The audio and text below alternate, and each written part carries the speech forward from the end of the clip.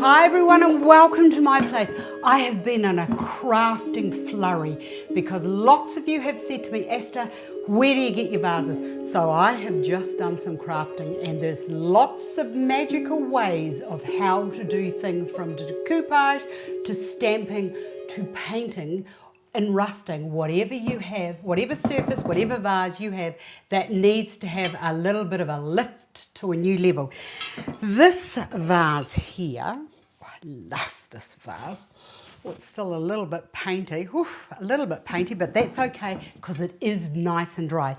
This vase started off like this. I was just a little bit clever, thinking I was the world's most amazing gold leafer until I was a bit rough on them and I didn't seal them. And of course it's all starting to just come off. So, you know, do it properly and do it once and do it properly is what I say. But anyway, what I have done here is I sprayed the inside with a little bit of gold. In fact, I just put a little bit of gold into there and just mushed it around and then let it dry.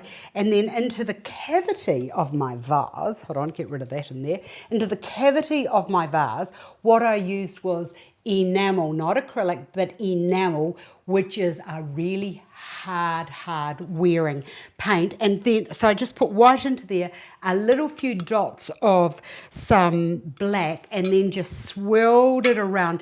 I didn't want it marbly, I just wanted it sort of like a little bit streaky on the inside, sort of like a little bit sort of like Japanesey, just because I felt like it.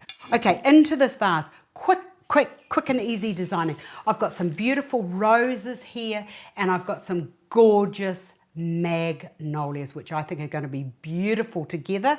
I've also got a couple of pieces of gum, and if you've got blossom outside you can put some blossom into it, but we'll leave the blossom out at this stage and just see what happens. Right, into here I'm going to put my lovely eucalyptus, and I could cut that but I don't want to cut it because I might want to use it another day, and that can go into there. Now that forms my base, and the reason I did the little bit of blacken with my paint to get that grey look is because grey is such a nice colour to work with. So that can go into there. The other thing I wanted to do was to give it a little bit of movement. Twisty willow is perfect stuff. If you look at that, look what's happening now just by putting a couple of bits of that onto either side.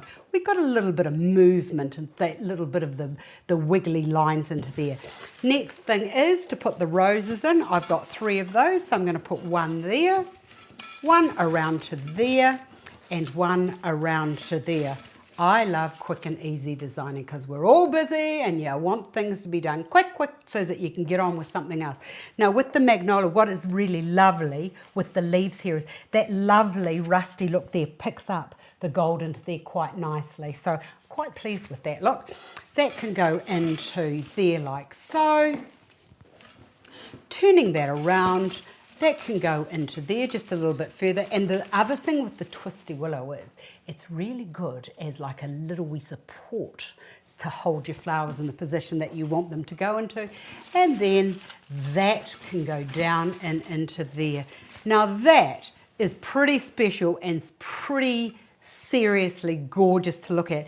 If you had some blossom outside, what you could in your garden, what you can do is just get a little bit of blossom, and that can just be placed into there like there. But personally, I like it without the blossom. So I'm just going to whip that, oops, yes I can, just whip that out. But how's that? Perfect designing. For details on all of the myriad of designs that I have done over the years, I now have a new website, and that's astarsplace.com. Anything and everything that you want to know, including all the latest crafts and tips and tricks, are all up there now. And you can also buy the flowers for Prestige Botanicals from my website. Thanks for watching, and I'll see you again another day.